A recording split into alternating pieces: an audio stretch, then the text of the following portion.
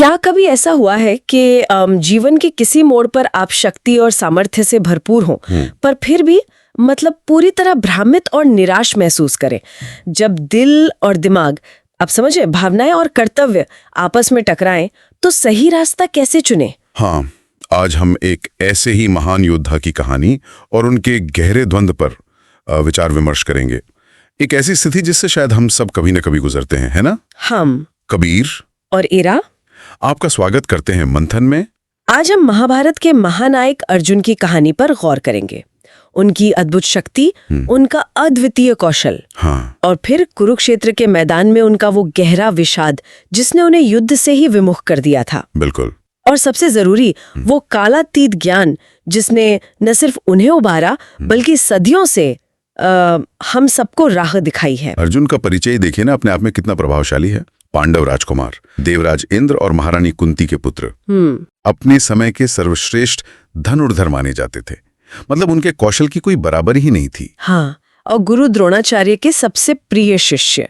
उनके पास वो दिव्य गांडीव धनुष था।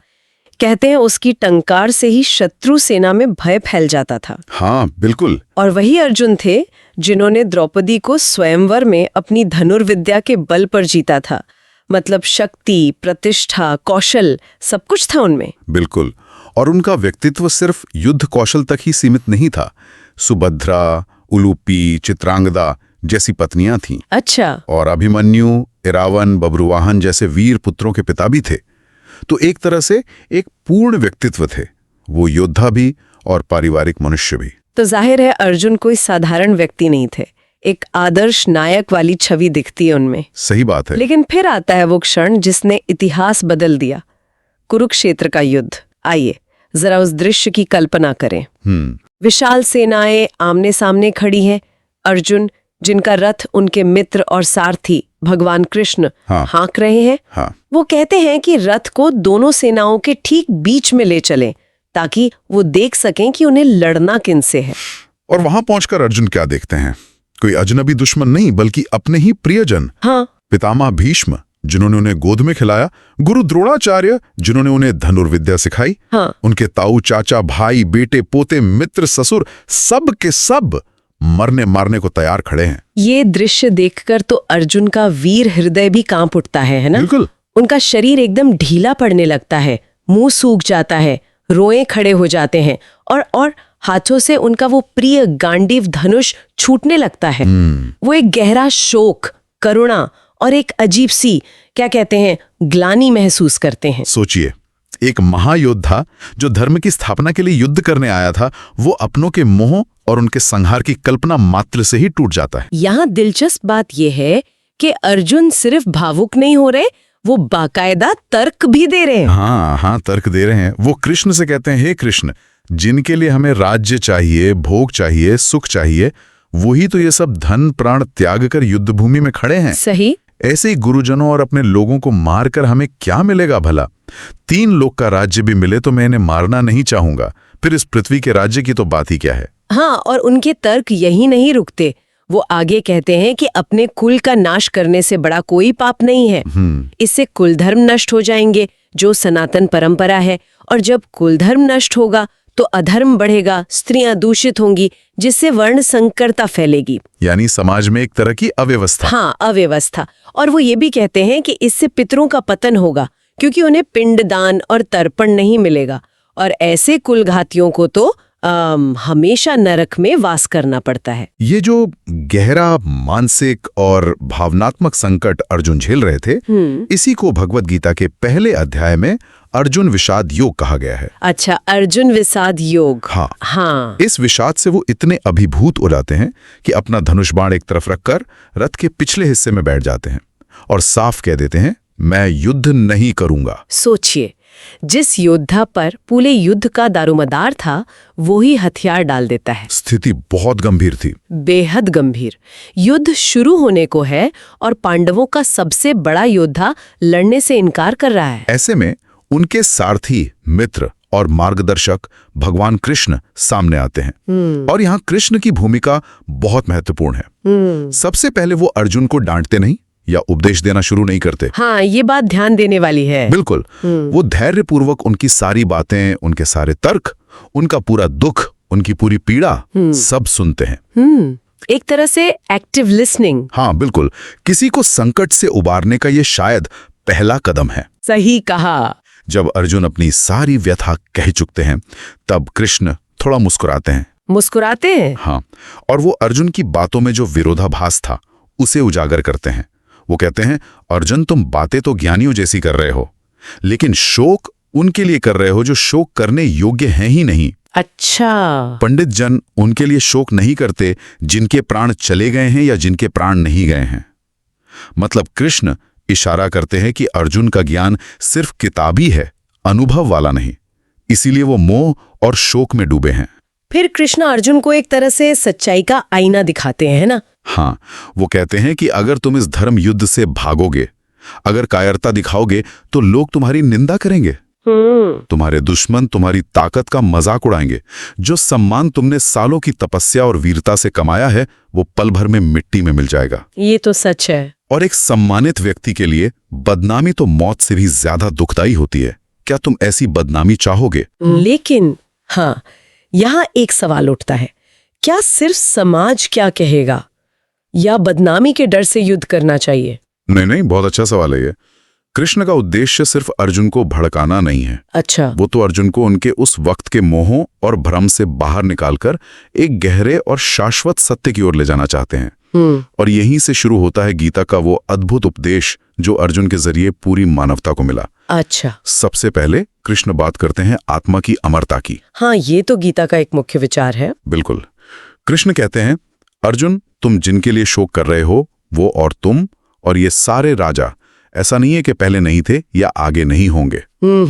वो समझाते हैं कि जैसे इस शरीर में आत्मा बचपन, जवानी और बुढ़ापे से गुजरती है, वैसे ही मरने के बाद आत्मा दूसरा शरीर धारण कर लेती है। धीर पुरुष इस बदलाव से मोहित नहीं होते। अच्छा। वो और स्पष्ट करते हैं कि आत्मा अजर, अमर, अविनाशी है। नयनम छिंदंती शस्त्राणी नयनम दहती पावका। हाँ, ये श्लोक बहुत प्रसिद्ध है। हाँ। न चैनम क्लेदयन त्यापो न शोषयति मारुतः। मतलब इस आत्मा को न शस्त्र काट सकते हैं, न आग जला सकती है, न पानी गला सकता है और न हवा सुखा सकती है। जैसे मनुष्य पुराने कपड़े बदलकर नए पहनता है, वैसे ही आत्मा पुराना शरीर त्याग कर नया शरीर धारण करती है। तो जो होना ही है, जो सच है, उसके लिए शोक करना अज्ञानता है। लेकिन कृष्ण की ये बात कि आत्मा अमर है, ये सुनने में तो ठीक लगती है, पर युद्ध के मैदान में ये कैसे किसी को अपने प्यारों पर बाण चलाने के लिए तैयार कर सकती है? सही सवाल है। शायद इसी दुविधा को समझकर कृष्ण अगला महत्वपूर्ण सिद्धांत बताते हैं, स्वधर्म का पालन। स्वधर्म मतलब अपना धर्म। हाँ, अपना कर्तव्य। कृष्ण कहते हैं, अर्जुन तुम एक क्षत्रिय हो और क्षत्रिय के लिए धर्म के अनुसार युद्ध करने से बढ़कर कल्याणकारी और कुछ नहीं है। अच्छा। यहाँ धर्म का मतलब सिर्फ रिलीजन नहीं है, बल्कि व्यक्ति का जो सामाजिक वर्ण और आश्रम है उसके अनुसार जो उसका कर्तव्य है वो। तो अन्याय के खिलाफ न्याय के लिए युद्ध करना क्षत्रिय का स्वधर्म हुआ। बिल्कुल। कृष्ण यही कह रहे हैं कि अपने निजी मोह या दुख से ऊपर उठकर अपने कर्तव्य का पालन करना चाहिए। वो कहते हैं कि यदि तुम ये धर्म युक्त युद्ध नहीं करोगे तो तुम अपने स्वधर्म और कीर्ति को खोकर पाप के भागी बनोगे। अपने कर्तव्य से मुंह मोड़ना, चाहे वो कितना भी मुश्किल या बुरा क्यों ना लगे, सबसे बड़ी हानि है। पर यहाँ ये समझना भी जरूरी है कि गीता आंख बंद करके हिंसा को बढ़ावा नहीं दे रही। नहीं, बिल्कुल नहीं। ये धर्म युद्ध की बात है, यानी न्याय के लिए, अधर्म के नाश के लिए और बड़े पैमाने पर लोगों के भले के लिए किया जाने वाला जरूरी संघर्ष। अच्छा, तो आत्मा की अमरता, स्वधर्म और फिर आता है वो सिद्धांत जो शायद आज के जीवन में सबसे ज्यादा प्रासंगिक है, कर्मयोग। हाँ, कर्मयोग। यहाँ मामला और गहरा हो जाता है। कृष्ण अर्जुन को कर्म का रहस्य समझाते हैं। कैसे? वो कहते हैं कि कर्म करना तुम्हारा अधिकार है, लेकिन उसके फल पर तुम्हारा कोई अधिकार नहीं है। ना तो तुम कर्म के फल की इच्छा रखो और ना ही कर्म ना करने में तुम्हारी आसक्ति हो। यही वो प्रसिद्ध श्लोक है ना? कर्मण्येवाधिकारस्ते मा फलेषु कदाचन। हाँ, बिल्कुल। मा कर्म फले हेतुर्भूर माते संगोस्त्व कर्मणि। गीता 2.47। इसका मतलब क्या हुआ ठीक से? इसका गहरा मतलब है, कर्म करो, पूरी योग्यता, कुशलता और निष्ठा से करो, हाँ, लेकिन उसके परिणाम की चिंता मत करो। सफलता, असफलता, लाभ, हानि, सुख, दुख, इन सब चीजों से प्रभावित हुए बिना संभाव से अपना कर्तव्य निभाओ। अच्छा, यही निष्काम कर्मयोग है। हाँ, यही है निष्काम कर्मयोग। फल की इच्छा से किया गया कर्म बंधन का कारण बनता है, जबकि बिना आसक्ति के कर्तव्य समझकर किया गया कर्म मुक्ति देता है। लेकिन ये निष्काम कर्म का सिद्धांत सुनने में थोड़ा आदर्शवादी सा लगता है। क्या ये वाकई आम इंसान के लिए संभव है? मतलब बिना फल की इच्छा के कोई काम कैसे करेगा? प्रेरणा कहाँ से आएगी? बहुत अच्छा सवाल है।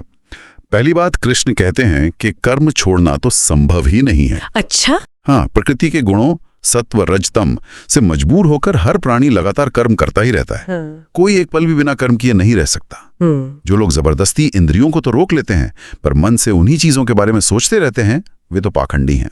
हाँ, ये भी कहा है। तो कर्म तो करना ही है, सवाल है कैसे करें, प्रेरणा कहाँ से लाएं? हाँ, प्रेरणा। गीता कहती है कि प्रेरणा फल की इच्छा से नहीं बल्कि कर्तव्य बोध से आनी चाहिए।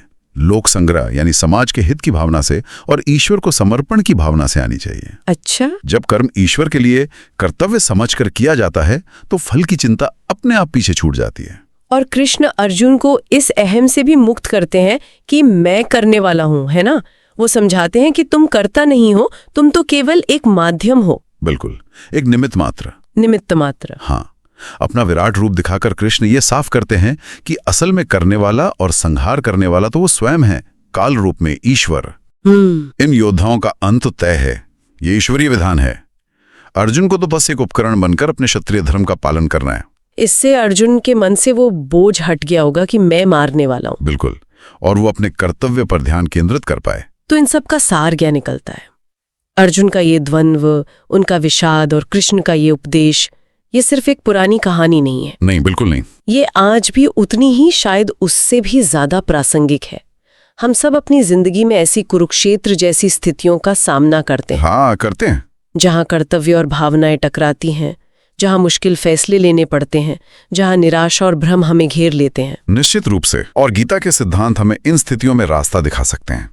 जैसे आत्मा की अमरता का ज्ञान, ये हमें सिर्फ मौत के डर से ही नहीं बल्कि हर तरह के नुकसान, बदलाव और अनिश्चितता के डर से मुक्त होने में मदद करता है। हाँ, ये हमें निडर बनाता है। बिल्कुल। छोड़कर सिर्फ अपने काम पर, अपने प्रयास पर ध्यान देने से तनाव कितना कम हो सकता है। बात है। सोचिए, कोई छात्र परीक्षा की तैयारी कर रहा है। अगर वो दिन रात सिर्फ परिणाम, रैंक या फेल होने के डर के बारे में सोचेगा तो उसका प्रदर्शन बिगड़ेगा, तनाव बढ़ेगा। सही बात है। लेकिन अगर वो अपना पूरा ध्यान सिर्फ पढ़ाई पर लगाए, सीखने की प्रक्रिया का आनंद ले, तो सफलता की संभावना भी बढ़ती है और सफर भी कम मुश्किल लगता है। हाँ, और यही बात किसी प्रोजेक्ट पर काम कर रहे प्रोफेशनल पर, किसी कलाकार पर या किसी भी काम करने वाले पर लागू होती है। अगर हम इसे बड़े नजरिए से देखें तो गीता हमें कर्तव्य का चुनाव करने में भी मदद करती है ना? बिल्कुल। खासकर जब कई कर्तव्य आपस में टकरा रहे हों। हाँ, बिल्कुल। जब दुविधा होगी किसका हित साधा जाए, अपना, परिवार का, समाज का या राष्ट्र का, तो गीता का संकेत है कि बृहत्तर धर्म यानी ग्रेटर गुड का पालन करना चाहिए। अच्छा, मतलब बड़े हित को प्राथमिकता दें। हाँ, व्यक्ति के हित से बड़ा परिवार का हित, उससे बड़ा समाज का हित और उससे भी बड़ा राष्ट्र या मानवता का हित है। इसीलिए कृष्ण अर्जुन को आताताइयों का वध करने के लिए कहते हैं, भले ही वो उनके अपने लोग हों, क्योंकि उनका नाश समाज के हित में था। गीता हमें समता या स्थिर बुद्धि, जिसे स्थित प्रज्ञा कहा गया है, उसका महत्व भी सिखाती है। हाँ, स्थित प्रज्ञा, सुख दुख, लाभ हानि, जय पराजय, मान अपमान, जीवन में आने वाले इन सभी उतार चढ़ावों में अपने मन को शांत रखना, संतुलित और स्थिर रखना। कृष्ण कहते हैं कि योग का मतलब ही है कर्मों में कुशलता।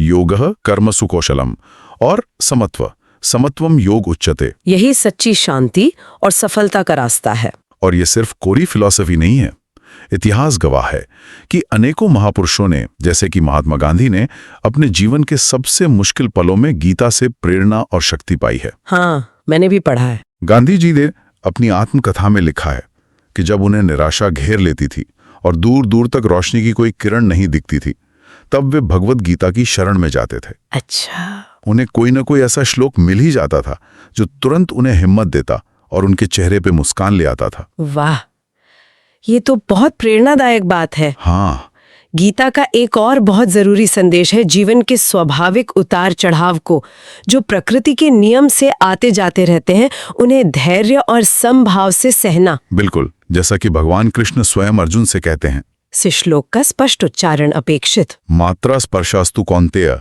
शीतोष्ण सुख दुखदा आगमा पाइनो नित्या ताम स्थितिक स्वभारत। गीता 2.14। इसका अर्थ है, हे कुंती पुत्र, इंद्रियों का विषयों से संपर्क ही सर्दी, गर्मी और सुख दुख देने वाला है। ये सब आने जाने वाले हैं और अनित्य हैं।